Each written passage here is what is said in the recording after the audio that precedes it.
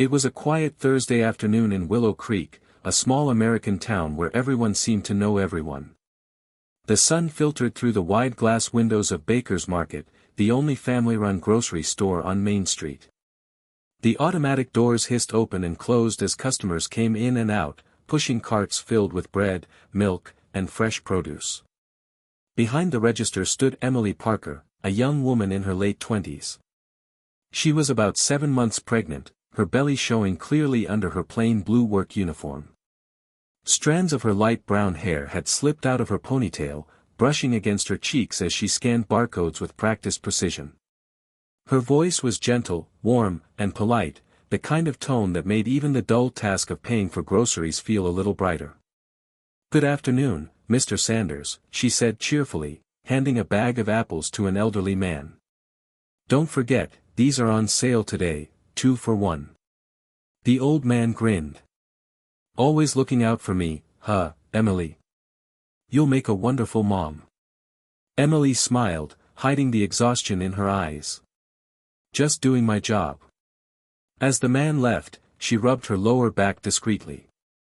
The pregnancy had been tough, and standing long shifts on her feet was harder than she'd expected. But quitting wasn't an option. She and her husband, David, needed every dollar: rent, baby supplies, medical bills.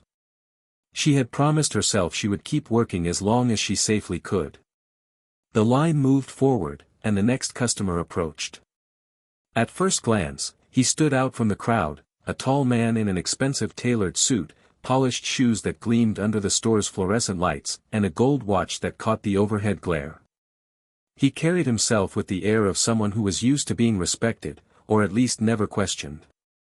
His cart was stacked high with imported goods, organic produce, and pricey wine bottles, items that most locals rarely bought. He dropped them onto the conveyor belt with little care, scrolling through his phone as if the people around him were invisible. Emily greeted him with her usual politeness. "Good afternoon, sir. Did you find everything you needed today?" He didn't look up. "Just ring it up." Emily's smile faltered slightly, but she nodded and began scanning the items. One by one, the prices blinked on the small screen: 12.99, 18. 49, 25. 00. Finally, the man raised his eyes, giving Emily a quick glance. His gaze lingered on her belly, then her plain uniform, then back to her tired face. A smirk curled at the corner of his lips. "Let me guess," he said loudly enough for the people behind him to hear. "You're working here to pay for that baby, huh?" Emily froze, her cheeks burning. She forced a polite smile. "I'm just doing my job, sir." But the man wasn't finished. He chuckled and shook his head. "Figures. Small town, small dreams. Having kids before you can even afford a real career. What's next? Raising your child to scan barcodes too?" The words cut through the quiet store like a blade. The people in line shifted uncomfortably. An elderly woman clutched her purse tighter. A young mom in yoga pants avoided eye contact. Nobody said anything, but the disapproval in the air was heavy. Emily swallowed hard. Her hands trembled slightly as she placed a carton of milk into a bag. She wanted to respond, but she couldn't risk losing her job. Customers came first. Always. She whispered softly, "That'll be 246. 83. The man pulled out a sleek black credit card and tossed it carelessly onto the counter. It landed inches from her hand, as though even handing it to her directly was beneath him. Emily swiped it, keeping her face neutral. Inside, her chest ached. She could handle exhaustion, she could handle long hours, but this humiliation. This was harder. The man leaned against the counter casually, still smirking. "You know, people like you should have thought twice before starting a family. Must be tough, minimum wage, no college degree, stuck in this dump. If I were you, I'd be embarrassed." Someone in line muttered, "That's enough." But it was quiet, too quiet. No one stepped forward. Emily forced herself to breathe, to stay calm. Her baby's safety mattered more than her pride. She bagged the last item, a bottle of overpriced wine, and pushed the bags toward him. "Have a nice day, sir." He laughed, shaking his head as he gathered his groceries. "Yeah. You too, sweetheart. Try not to cry about it later." As the man strutted out of the store, the doors hissing shut behind him, silence lingered. Emily kept her head down, pretending to focus on the register. Her throat felt tight, her eyes burning with tears she refused to let fall. The customers behind her shuffled forward quietly, offering sympathetic smiles but no words. In small towns, people often prided themselves on kindness, but in that moment, kindness had been replaced by silence. And Emily? She had never felt smaller. But fate had a way of turning moments like these upside down. She just didn't know yet that the next time she faced that customer, the outcome would be very, very different. That evening, after her shift at Baker's Market, Emily walked slowly down Main Street. The autumn air was crisp, and pumpkins decorated porches as the small town prepared for Halloween. She carried a brown paper bag with discounted groceries, bread, peanut butter, and a small carton of orange juice. Her lower back ached with every step, but she kept moving, determined not to let the day's events break her. When she reached the edge of town, she climbed the worn wooden steps of a small two-bedroom apartment building. The place wasn't fancy, chipped paint on the railing, a creaky front door, but it was home. Inside, the living room was cozy but cluttered. A second-hand couch sat against the wall, a stack of baby clothes folded neatly on one side. On the coffee table, a notebook lay open with scribbles of budget numbers, circled in red ink: rent due, $750. Utilities, $120. Medical bills, $430. Emily placed the groceries on the counter and sank onto the couch, letting out a long sigh. She rubbed her belly, whispering softly, "We'll be okay, little one. Mama's gonna figure it out." The apartment door opened, and in stepped David Parker, her husband. He was in his early 30s, broad-shouldered but gentle-eyed, wearing worn-out work boots and a reflective vest from his construction job. Dust clung to his clothes, evidence of another long day. "Hey, Em," he said warmly, setting down his lunchbox. "How's my favorite girl doing?" Emily smiled faintly. "Tired. But surviving." David walked over, kneeling beside her. He placed a hand on her belly, grinning when he felt a tiny kick. "And how's my other favorite girl?" "She's active," Emily said softly. "I think she's going to be strong, just like her daddy." David kissed her forehead, then sat down beside her. "You working too hard again? You need to take it easy." Emily shook her head. "We can't afford for me to stop yet.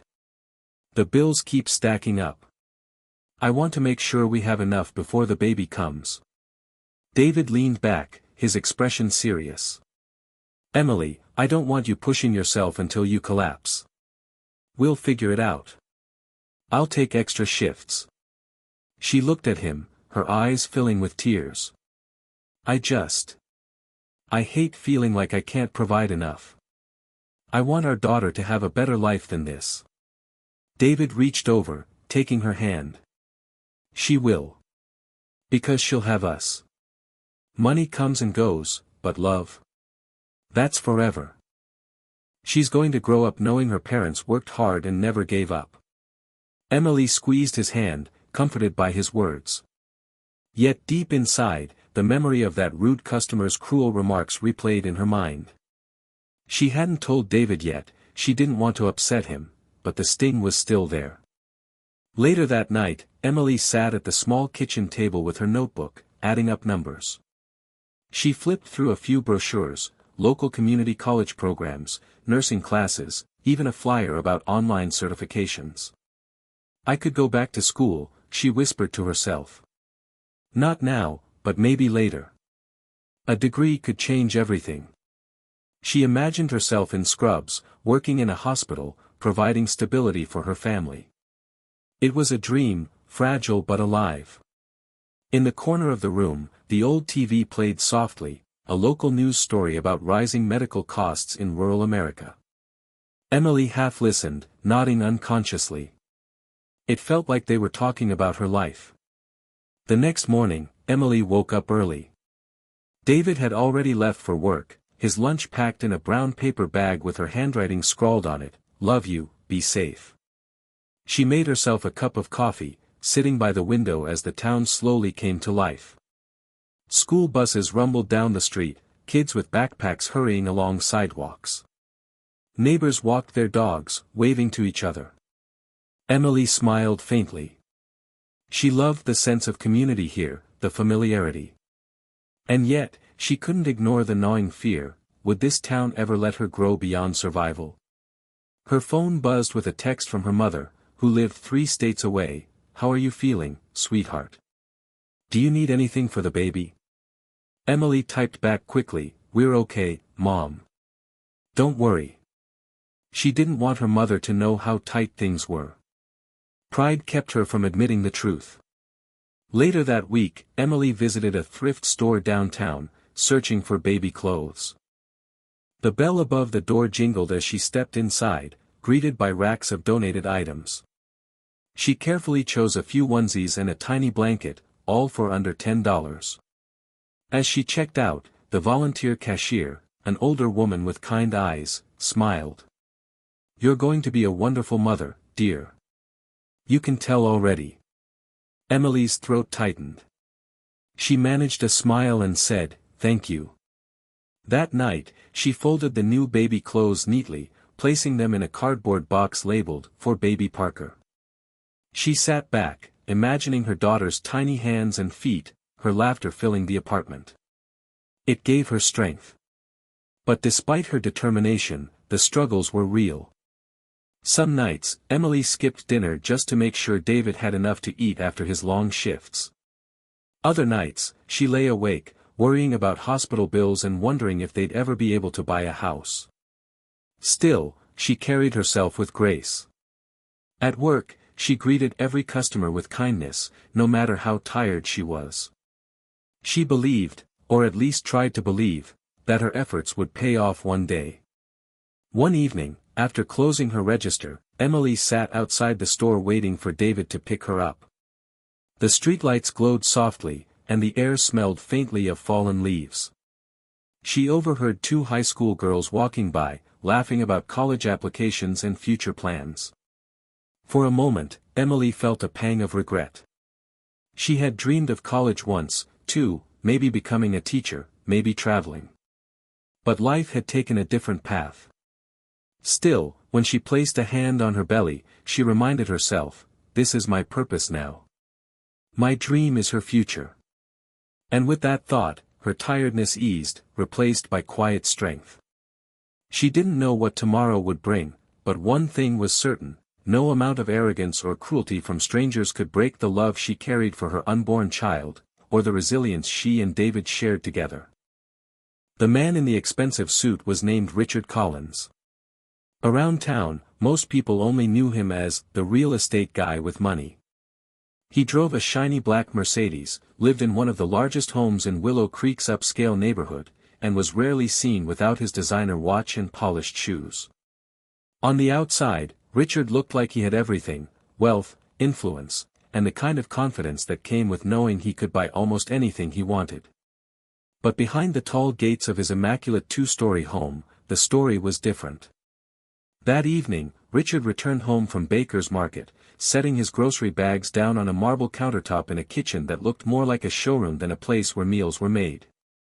Granite counters, stainless steel appliances, and not a speck of dust in sight. Yet the silence of the house echoed louder than any noise. "Hello," he called. "Susan." His wife, Susan Collins, appeared at the top of the stairs, dressed in designer loungewear. She scrolled through her phone, barely glancing at him. "You're late. Dinner's in the fridge." Richard frowned. "You didn't wait." She shrugged. "I had a meeting with the Women's Charity Board. I wasn't going to sit around hungry." He sighed, loosening his tie. The conversations between them always seemed short, clipped. Years ago, when they first got married, Susan used to greet him at the door with hugs, laughter, and long stories about her day. Now, most of their interactions felt transactional, two people sharing a house, not a life. Richard poured himself a glass of wine, staring out the window at the sprawling lawn he paid landscapers to manicure. Beyond the hedge, the glow of smaller, humbler homes dotted the horizon. Sometimes he wondered if those people, with their modest porches and backyard barbecues, were happier than he was. Later, as he sat at the long dining table alone, the sound of footsteps echoed on the stairs. His teenage daughter, Madison, walked past without so much as a hello. Earbuds in, eyes glued to her phone, she grabbed a soda from the fridge and disappeared again. "Hey, Mads," Richard called out. "How was school?" No answer. Just the click of her bedroom door shutting. Richard rubbed his temples. Madison had grown distant over the last 2 years. She used to love their weekend trips, their father-daughter ice cream runs. Now she barely looked at him. He tried to tell himself it was just typical teenage behavior, but deep down, he feared he had lost her. His son, Ethan, was no different. At 17, Ethan spent most of his time at friends' houses or gaming in his room. Conversations were reduced to grunts, and when Richard asked about college plans, Ethan always deflected. Richard leaned back in his chair, staring at the untouched plate of food.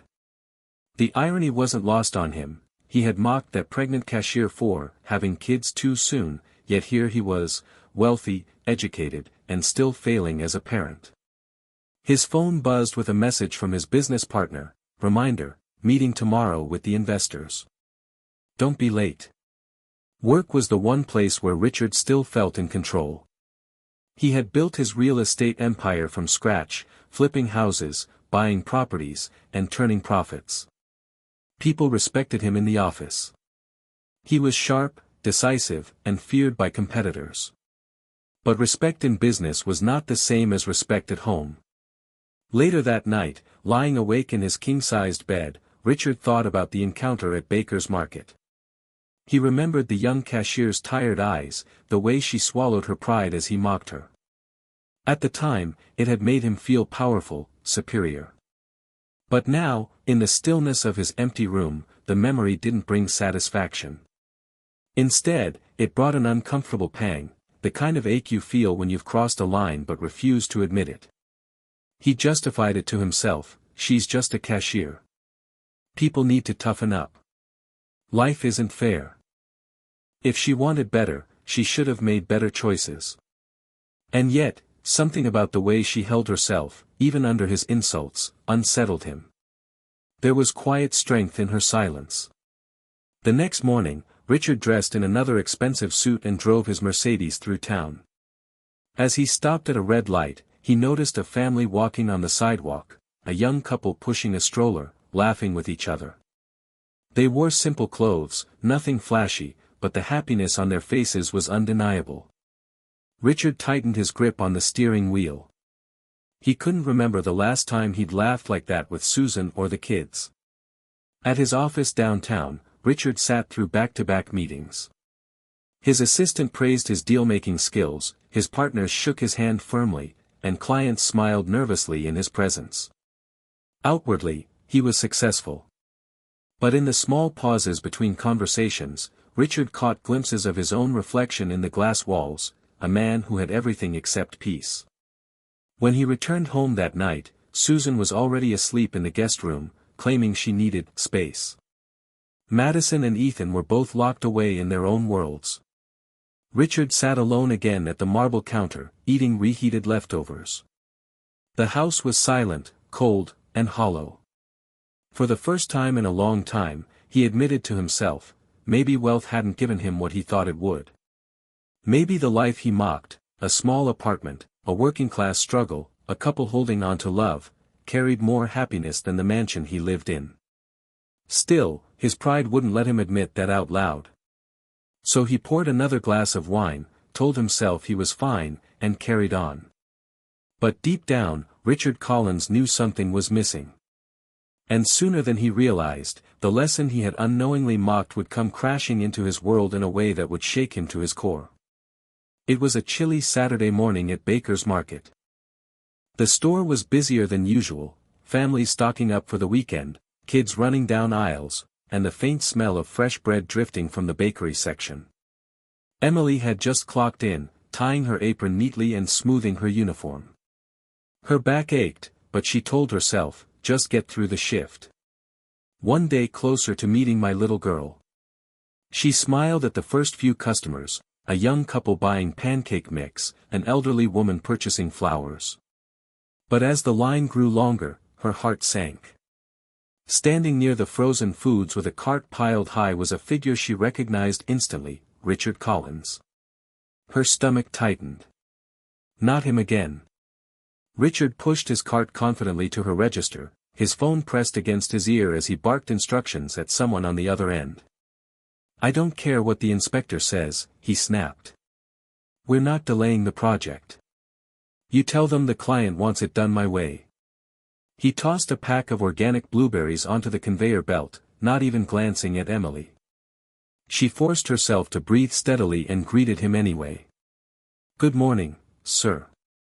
Richard hung up, finally noticing her. That same smirk spread across his face. "Well, if it isn't Willow Creek's hardest-working cashier. Still here. Still scanning groceries with that belly sticking out." Emily's cheeks flushed, but she kept her composure. "Would you like paper or plastic today?" "Plastic," he said, waving dismissively. Then, loud enough for the whole line to hear, he added, "Though honestly, shouldn't you be at home? Or maybe in some community program for struggling moms? This can't be good for the baby." A hush fell over the line. People exchanged uneasy glances. A father holding his toddler shifted uncomfortably. The young mom from earlier bit her lip, but no one spoke up. Emily's hands trembled as she scanned a bottle of olive oil. She tried to ignore him, but Richard leaned closer, his voice dripping with mockery. "You know, when my wife was pregnant, she didn't have to work a day. We could afford nannies, chefs, the works. That's what success looks like. But you," he gestured to her belly, "you're the picture of poor planning. Bringing a kid into the world with nothing to offer." A murmur rippled through the line. A teenager whispered, "That's so mean," but still, silence hung heavy. Emily swallowed, her voice tight but calm. "That'll be $312. 47, Richard laughed, tossing his credit card onto the counter just like before. "Do you even make that in a week?" "Probably not. I'm paying you more in one grocery trip than you'll take home in 5 days." Emily's chest tightened. She blinked rapidly, refusing to let tears fall. Her baby shifted inside her, as if sensing her stress. She pressed a hand to her stomach for comfort. "Sir," she said quietly, "please lower your voice." Richard smirked wider. "What, embarrassed?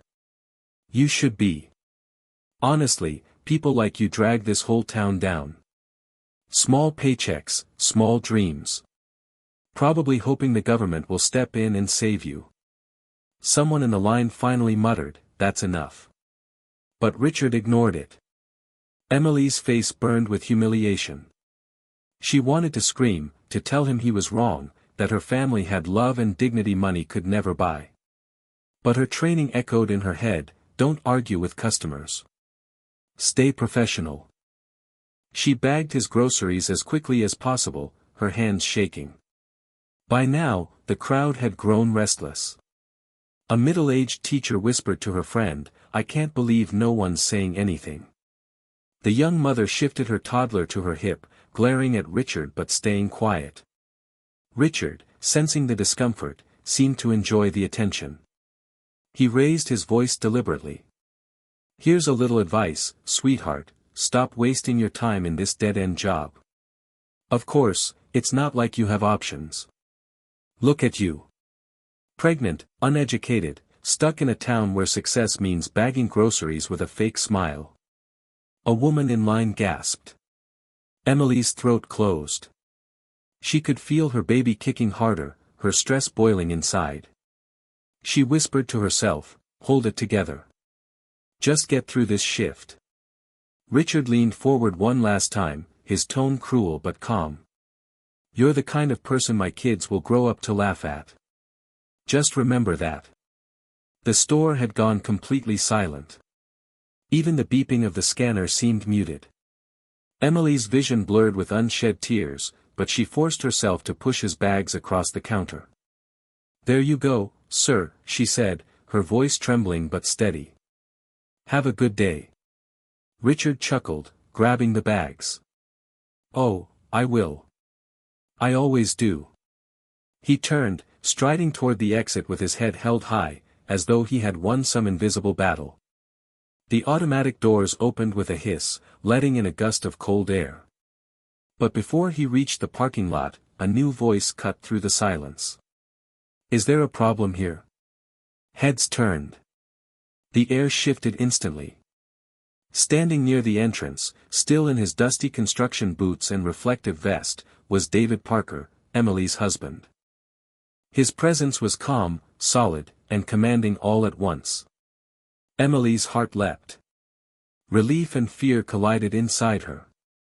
She hadn't wanted David to witness this humiliation, but in that moment, she knew everything was about to change. The customers stirred, whispering to each other. The tension that had been simmering all morning was about to boil over. For the first time since he walked into the store, Richard Collins hesitated.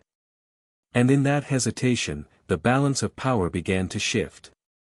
The automatic doors of Baker's Market slid open, letting in a gust of cool air and the heavy sound of work boots against the tile floor. Dust clung to his reflective vest, and his hair was slightly disheveled from a long day at the construction site. It was David Parker. He didn't walk fast. He didn't storm in angrily. Instead, he carried himself with a quiet strength, the kind of presence that made people straighten unconsciously when he entered a room. Emily's eyes widened when she saw him. Relief rushed through her, but also a pang of worry. She knew how fiercely protective David could be, especially of her.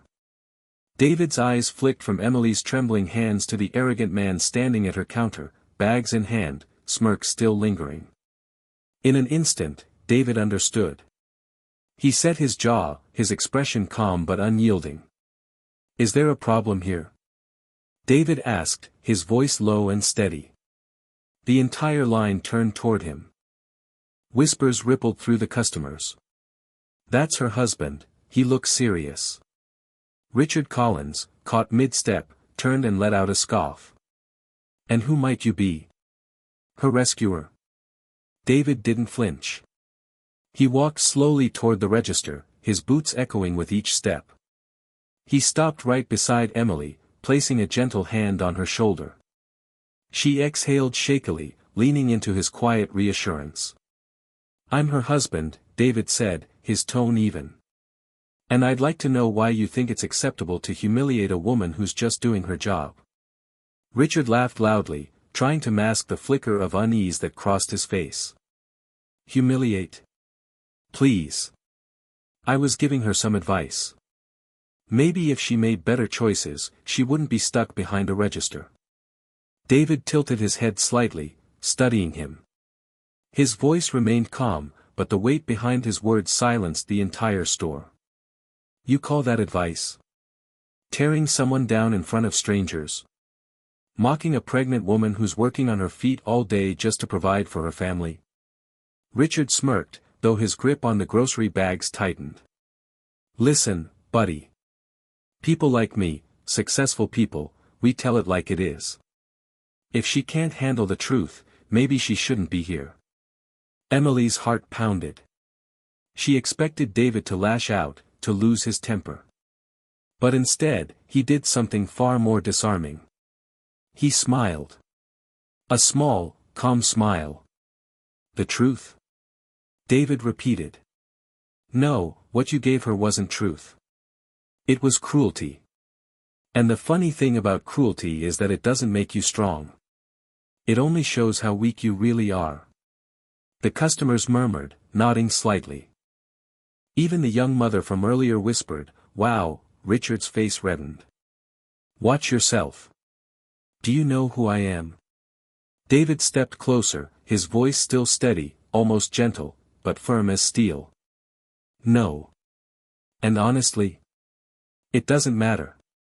Because right now, all I see is a man who thinks money gives him the right to look down on others. But respect isn't bought. It's earned." Emily blinked back tears.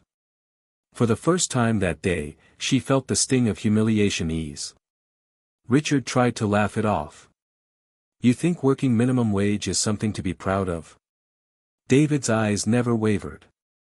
"I think being kind is something to be proud of. I think working hard, providing for your family, and treating people with dignity is something to be proud of. My wife is stronger than you'll ever understand. And the fact that you can't see that?" He paused, his voice dropping lower. "That's your loss." The words hung in the air like thunder. Customers in line nodded. A middle-aged teacher muttered, "That's right." The young mom bounced her toddler, whispering, "Listen to him, sweetie, that's how real men talk." Richard's arrogance faltered. He opened his mouth to reply, but nothing came out. His usual comebacks, his sarcasm, all useless against the calm dignity of a man who didn't need to raise his voice to command respect. Finally, Richard scoffed, turning toward the doors. "You people don't get it. Some of us are winners, and some of us are losers. That's life." David called after him, his tone still steady. "You're right about one thing, life does separate people. But not by money. By character." The automatic doors hissed open, and Richard stormed out, his expensive shoes clicking sharply against the pavement. Silence filled the store for a moment. Then, slowly, customers began to applaud. It wasn't loud or dramatic, just genuine, a few claps that spread until nearly everyone in line was smiling at Emily and David. Emily's eyes welled with tears, but this time they weren't from humiliation. She turned to David, whispering, "Thank you." David kissed her forehead softly. "Always." The store manager peeked from his office, looking surprised. A teenage employee whispered to another, "That was amazing. Did you record it?" Sure enough, a woman near the back of the line had her phone out, capturing the entire exchange. Emily didn't notice. All she saw was her husband, tired from work, dust on his boots, but standing like a shield between her and the world. She leaned into him, whispering, "I was so close to breaking." David pulled her close. "You don't have to break. Not while I'm here." The customers slowly went back to their shopping, but the mood had changed. Smiles replaced discomfort, and nods of quiet admiration followed Emily as she finished checking out the next customer. For the first time that day, she felt safe again. And though neither she nor David knew it yet, this moment, captured on a stranger's phone, was about to ripple far beyond the walls of Baker's Market. David usually didn't talk about his past, especially not in casual conversations at the grocery store. To most people, he was just a construction worker, quiet, reliable, always tired but always smiling for his wife. Yet behind those worn boots and calloused hands was a story that explained why he carried himself with such calm authority, why his presence could silence a room without ever raising his voice. When Emily married him, she knew he had seen hard times. He didn't hide it, but he didn't glorify it either. David had served in the U.S. Army, deployed overseas in conflict zones that demanded grit and courage. He had seen men crumble under pressure, had carried friends who never made it back home. Those memories never left him, but instead of letting them harden him, he let them refine his strength. To him, every day of normal life was a gift, every grocery trip, every dinner with Emily, every quiet evening watching the sunset. The townsfolk didn't know the details, but they felt it. That's why people respected him. He was the type of man who didn't boast, who showed up early, who helped neighbors fix a broken fence without being asked. When the Parkers' elderly neighbor, Mrs. Jenkins, lost her husband 2 years back, it was David who shoveled her driveway all winter, never accepting a dime. When the local community center needed volunteers to rebuild its roof after a storm, David was there every weekend with his tool belt. But his humility wasn't born from ease, it was born from scars. Nights when Emily woke to find him staring at the ceiling, sweat beading his forehead from dreams he wouldn't talk about, she would hold his hand until the tremors faded. And in those moments, she knew the cost of the strength he carried. That was why the arrogance of men like Richard Collins never rattled him. He had stood in places where arrogance cost lives. He had led frightened young soldiers who depended on his steadiness to survive. Compared to that, a man flashing money and belittling a cashier was nothing more than noise. When David left the army, the transition to civilian life wasn't easy. The corporate jobs he tried didn't fit, too much politics, too much vanity. So, he went into construction. It was honest work, tangible work. When he built something with his hands, he knew it mattered. The pay wasn't much, but it kept a roof over their heads, and that was all he needed. Emily admired him deeply for this. While some men measured worth by titles or cars, David measured it by whether his wife felt safe, whether his unborn child would grow up with a father who was present, and whether his community could count on him. This backstory explained why his response in the store wasn't a heated outburst but a steady rebuke. He had seen enough hate in the world to know that anger only fueled more destruction. Strength wasn't about who shouted the loudest, it was about who stood firm when it mattered most. Even customers who didn't know his history sensed that weight. When David spoke, it wasn't just words, it was lived truth. His tone carried the echo of a man who had already fought harder battles and chosen peace anyway. That was why the crowd leaned in, why their respect grew instantly. Later that evening, as Emily closed the register and prepared to go home, she thought about it more deeply. She realized how blessed she was. Her husband wasn't wealthy, he didn't wear expensive suits, and he didn't impress people with big talk. But he had something far greater, a quiet heroism that no paycheck could buy. She thought of their child, still growing inside her, and her heart swelled with gratitude. Our baby will grow up knowing what true strength looks like, she whispered to herself. David, walking beside her with his work boots squeaking against the tile, heard her and smiled softly. "That's all I want," he replied. The journey of his past, soldier, survivor, builder, was invisible to most, but it was the foundation of everything he stood for. And tonight, that foundation had been revealed to strangers in a grocery store, in a way that would not soon be forgotten. The grocery store incident might have ended that evening, but in the modern world, nothing truly ends when there are smartphones involved. A teenage girl named Lily, who had been standing in line behind Richard during the confrontation, had recorded almost the entire exchange on her phone. At first, she wasn't sure if she should upload it, after all, this was a personal moment for the couple. But the video had moved her so deeply that she felt compelled to share it. She wrote a short caption before posting it to TikTok: "Sometimes, real heroes don't wear capes." A rude man mocked a pregnant cashier, then her husband stepped in and taught everyone what respect looks like. Within hours, the video gained traction. It wasn't just the confrontation itself that caught people's attention, it was the way David handled it. Calm, steady, and without a trace of aggression, he had defended Emily in a manner that struck people as rare in a world addicted to outrage. The comments section exploded. "Wow, this man is what masculinity should look like. Protecting his wife with class and calmness.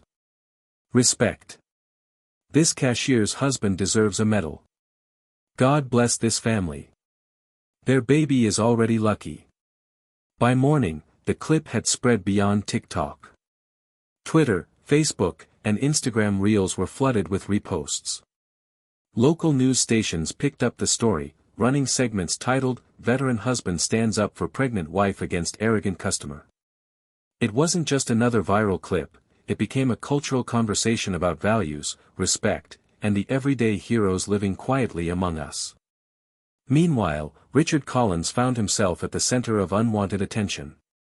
Viewers quickly recognized him, after all, his family owned a luxury car dealership and his face had appeared in local magazines. But now, instead of admiration, he was met with ridicule. Memes popped up comparing him to cartoon villains, while community members left scathing reviews on his family's business page. The internet, merciless in its judgment, turned him into the poster child of arrogance. David, however, had no interest in fame. When his phone began buzzing with texts from friends and co-workers who had seen the clip, he just shook his head and chuckled. "I didn't do anything special," he told Emily. But she knew better. Sometimes the simplest actions had the loudest echoes. Emily's co-workers at the store gathered around her the next day, beaming with pride. "Emily, you married a legend," one cashier laughed. Customers came in just to shake her hand, some dropping off flowers or small gifts. "Your husband reminded us of what's right in this world," one elderly woman said through tears. The store manager, who had initially been worried about corporate backlash, instead saw a flood of positive publicity. Sales spiked as more customers came in, drawn by the story of the cashier and her husband who stood for dignity. The viral wave also carried moral reflections. Parenting blogs, church newsletters, and even motivational speakers used the clip as an example in sermons and talks. This is how respect is shown. This is how family should be defended. This is how true strength looks. Yet, amid all the noise, David and Emily remained grounded. To them, it wasn't about trending hashtags or viral fame. It was about the quiet victory of decency over arrogance, of love over belittlement. One evening, as Emily scrolled through the thousands of comments, she teared up. "David, people are saying you gave them hope. That you reminded them good men still exist." David, sitting at the table repairing his work boots, looked up and smiled faintly. "If that's true, then I guess it was worth going viral. But honestly, I just did what any husband should do." She leaned against him, her hand resting on her baby bump. "Not every husband would, David. That's why it matters." As the video continued spreading across the nation, strangers who would never meet the Parkers felt inspired. For some, it reignited faith in marriage. For others, it reminded them to treat service workers with respect. For young men scrolling through their feeds, it gave them a new definition of strength, one rooted in calm protection, not in dominance or aggression.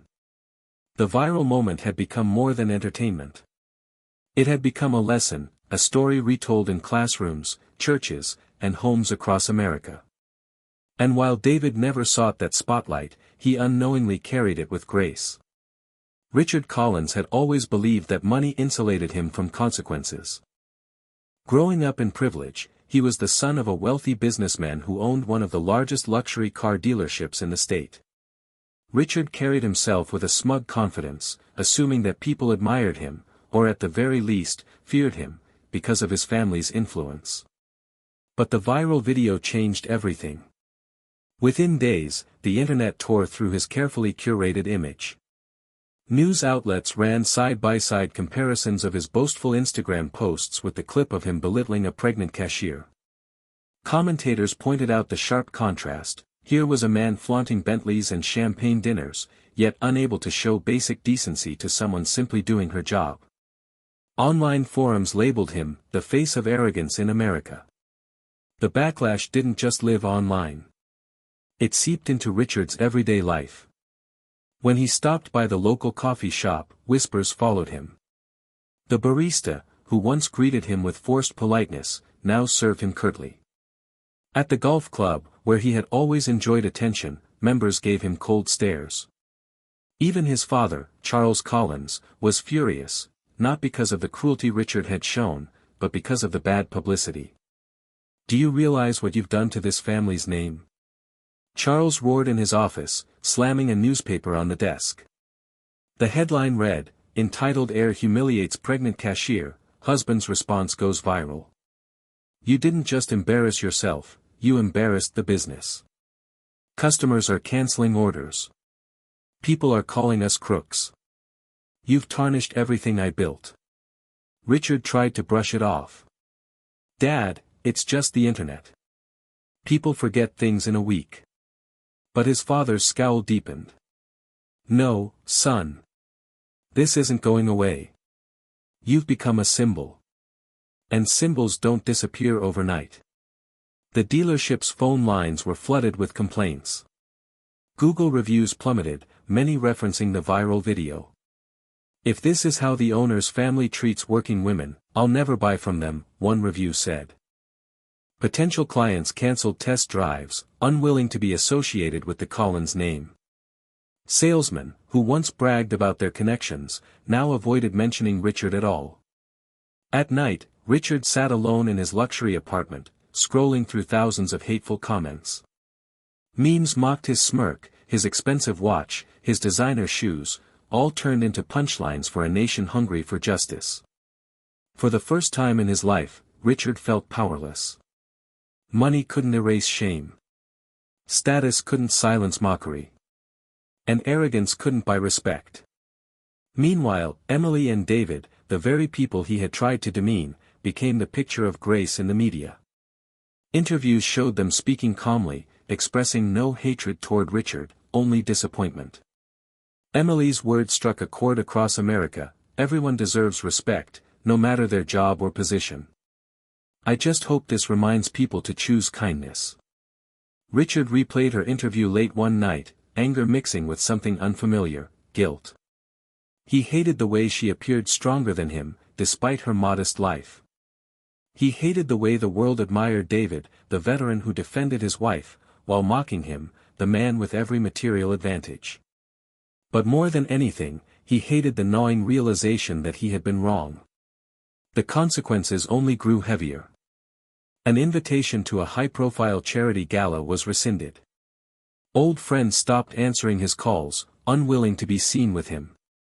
Even women who once pursued him for his wealth now avoided him, afraid of being attached to the viral villain. In moments of solitude, Richard began to reflect. For years, he had dismissed working-class people as invisible, useful only for serving him. Yet, here was a cashier, pregnant, tired, and humble, whose strength had eclipsed his. Here was a veteran, with calloused hands and worn boots, whose dignity outshone every luxury Richard had flaunted. One evening, he overheard two teenagers in a grocery store whispering as he passed by, "That's him. The rude guy from the video. Can you believe someone could treat a pregnant woman like that?" Their words stung more than he expected. For the first time, he saw himself not as the powerful man he thought he was, but as others saw him, a bully.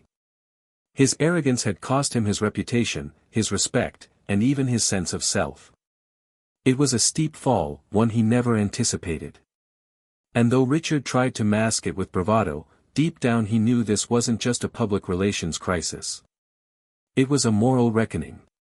The irony was undeniable: he had mocked a cashier for being beneath him, yet now it was his own life collapsing under the weight of public judgment. Wealth had given him status, but it was kindness that gave others true respect. And that was something money couldn't buy. The weeks following Richard's public downfall were some of the darkest he had ever experienced. His once flashy lifestyle felt hollow now that it was soaked in humiliation. But the turning point began in a place he never expected, an ordinary neighborhood diner on the edge of town. One evening, desperate to escape the suffocating silence of his penthouse, Richard drove without direction and ended up in a small, family-owned diner. He hadn't been in a place like that in years. He usually favored high-end steakhouses where the waiters wore suits. But here, the floors creaked, the booths were patched with duct tape, and the smell of fresh coffee mixed with the sizzling of bacon on the grill. He sat down quietly, wearing a baseball cap to avoid recognition. The waitress, a woman in her late 40s with tired eyes but a warm smile, approached his table. "What can I get for you, honey?" she asked in a voice full of kindness. Richard mumbled his order, but she didn't seem to notice his awkwardness. As he waited, he overheard conversations around him. A young father encouraged his son to finish his homework before dessert. An elderly couple held hands across the table, chuckling over an inside joke. At another booth, a construction worker pulled out his wallet to show a picture of his newborn baby to friends. For the first time in his life, Richard noticed something he had always overlooked: ordinary people living with dignity, joy, and connection despite not having wealth or luxury. It stirred something inside him. When his food arrived, he realized he hadn't eaten at a place where waitstaff called him "sweetheart" or refilled his coffee without being asked in a very long time. These simple gestures of respect, given freely without judgment, made him feel more human than all the expensive dinners he had ever attended. But humility hit harder when the bill arrived. Richard instinctively reached for his platinum credit card, only to find it declined. The waitress looked at him kindly, not mocking, not judgmental. "Don't worry about it, sweetheart," she said softly. "I've had rough weeks too. You can come back and pay later." The compassion in her words stunned him. She didn't know who he was, didn't know his wealth, didn't care about his reputation. She simply treated him like a struggling human being. For a man who had always measured his worth in money, this moment cracked something inside. Richard stammered, "No, please, let me. I'll figure it out." He dug through his pockets and found just enough cash for the meal. But her gesture lingered in his mind. She was willing to help a stranger without asking for anything in return, something he had never done in his entire life. Driving home, he couldn't stop thinking about Emily and David. How many times had they lived like this waitress, offering kindness to people who gave them nothing back? How many times had they chosen patience and humility, while he had chosen arrogance? The viral video had shown him as a villain, but this small encounter forced him to confront something deeper. He wasn't just disliked, he was broken. All his life, he had mistaken arrogance for strength, wealth for respect, and cruelty for power. Now, stripped of those illusions, he saw the truth. He didn't cry often, he had always thought tears were weakness, but that night, alone in his car, Richard's eyes burned. He thought of the pregnant cashier, her husband standing up for her, and the love that held them together. He thought of his own life, full of expensive things but empty of meaning. And for the first time in years, he whispered to himself, "I don't want to be this man anymore." The moment was small, almost invisible to the world. No cameras recorded it. No headlines celebrated it. Yet for Richard, it was the first spark of genuine humility, the beginning of change. Life has a way of offering second chances when we least expect them. For Richard, that opportunity came one chilly Saturday morning at the very grocery store where everything had unraveled weeks before. Emily had returned to work, though now in her third trimester. She moved a little slower, her hand often resting on her growing belly. Customers treated her with a kind of gentle reverence ever since the viral video, and the store itself had become a symbol of kindness and respect. Yet the daily grind remained, scanning items, bagging groceries, and sharing smiles with the community.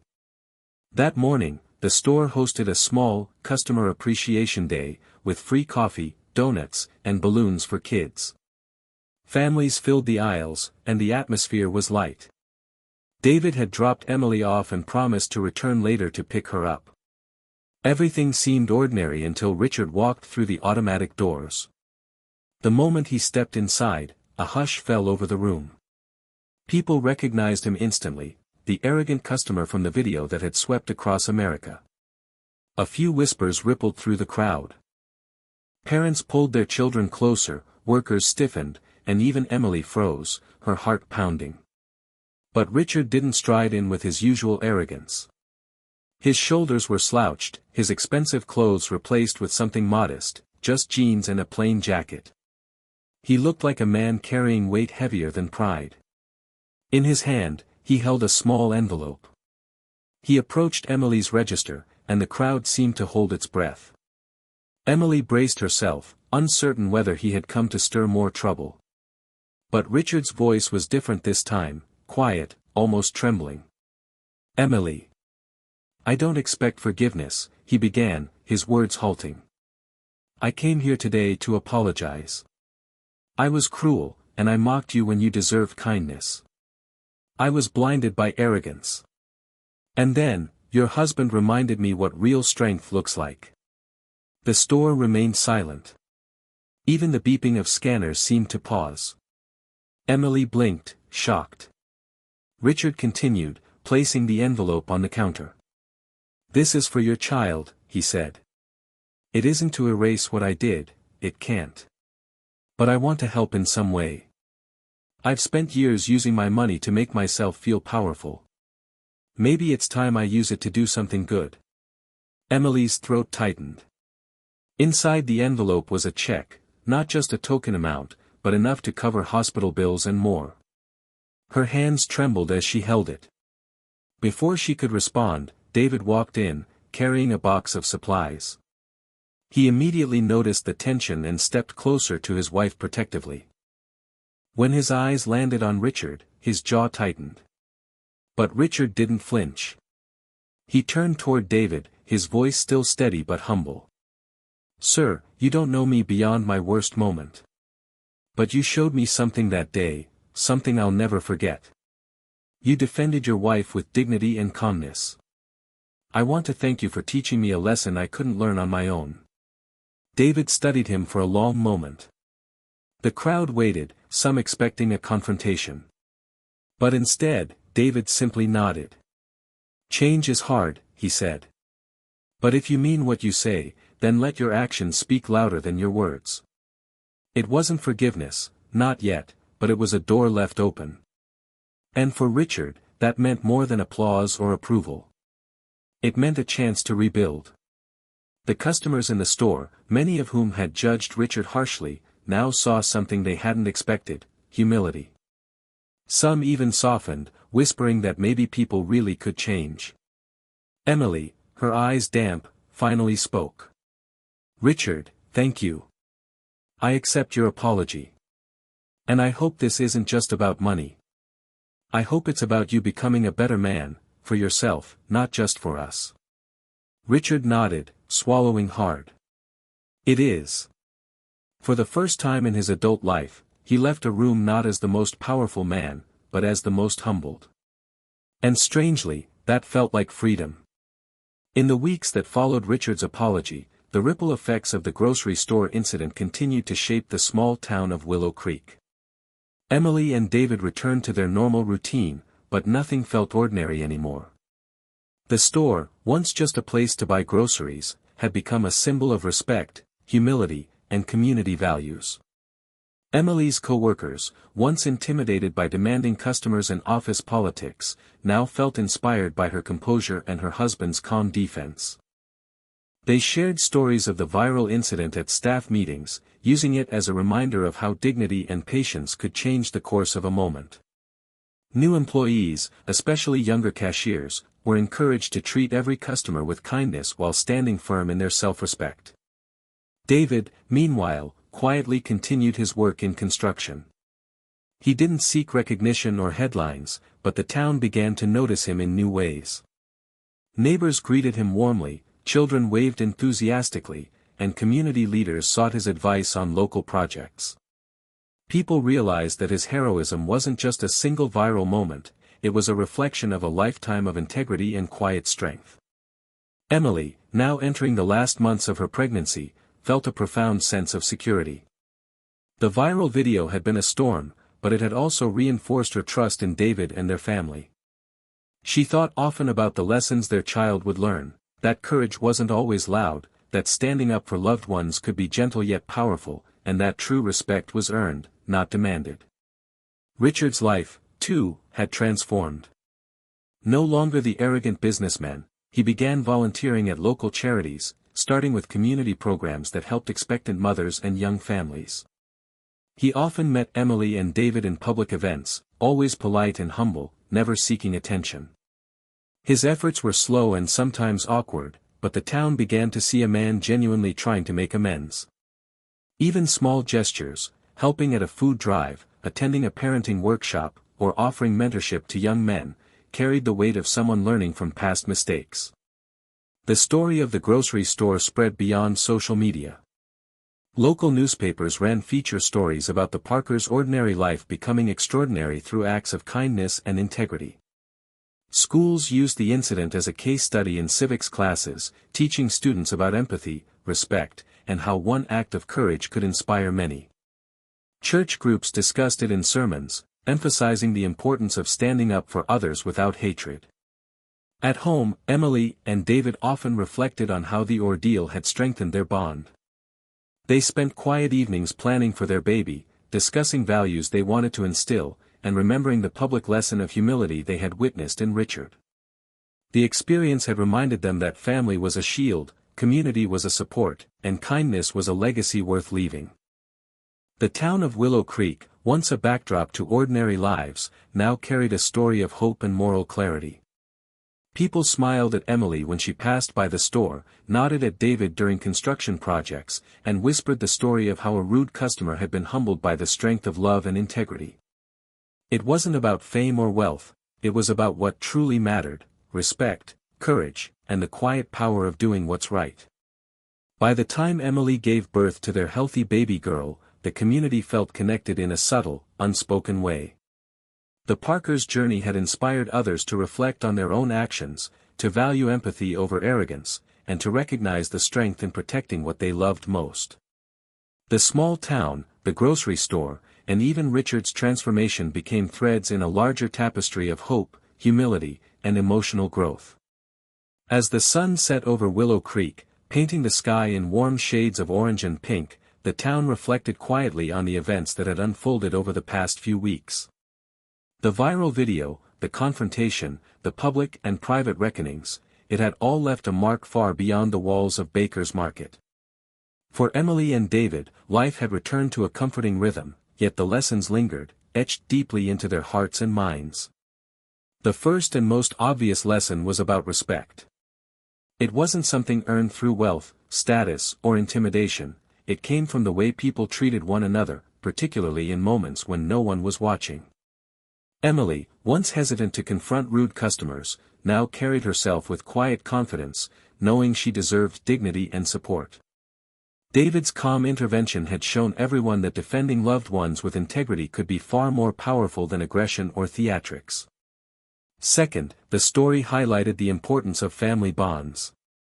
In a world obsessed with individual success, the Parker family reminded the community that protection, love, and emotional support were priceless.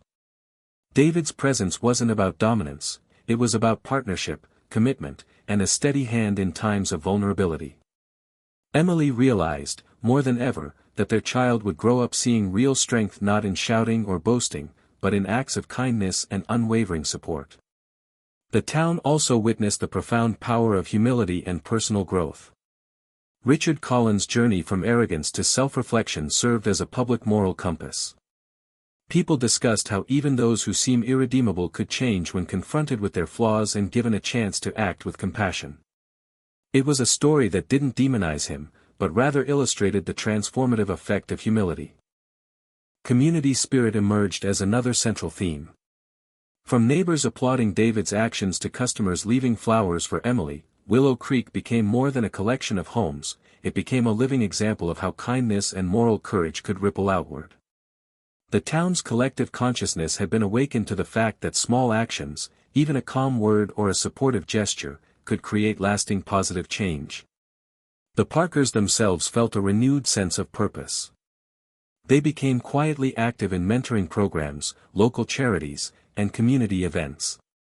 David continued his construction work, but now every project carried an added layer of meaning, building not just structures, but trust and connection. Emily, inspired by the overwhelming response to her husband's defense, started a small online blog offering advice and encouragement to expectant mothers facing workplace challenges, helping countless women feel seen and supported. Finally, the story imparted a timeless lesson about courage and moral integrity. Courage wasn't always about grand gestures or public heroics. Sometimes, it was simply standing firm when someone tried to diminish you, defending the people you love, and acting in alignment with your principles. The viral video had captured one such moment, but the lesson resonated far beyond the camera. Everyday choices mattered, and simple acts of decency could inspire thousands. As Emily held her newborn daughter in her arms, watching David cradle her gently beside her, the emotional weight of the entire journey settled around them. They were ordinary people, living ordinary lives, yet their actions had sparked extraordinary reflections. They understood that life's true victories weren't measured by wealth or recognition, but by how one treated others and the legacy of kindness one left behind. In classrooms, at church gatherings, and across social media, the story continued to circulate, not as a tale of conflict, but as a blueprint for moral courage. Families discussed it at dinner tables, friends referenced it in conversations about respect and empathy, and young adults saw a real-world example of how integrity could triumph over arrogance. The final image of the story lingered in the mind: Emily, radiant despite her exhaustion; David, calm and strong; their baby, new life symbolizing hope; and a small town that had witnessed, learned, and grown through a single act of courage. The moral was clear: kindness, respect, and humility hold more power than wealth, arrogance, or superficial status. Courage can be gentle, and love can be transformative. Every person has the capacity to change, inspire, and create ripples that extend far beyond themselves. And as the lights dimmed over Willow Creek, the community slept a little wiser, a little kinder, carrying the story forward in their hearts, ready to reflect its lessons in their own lives.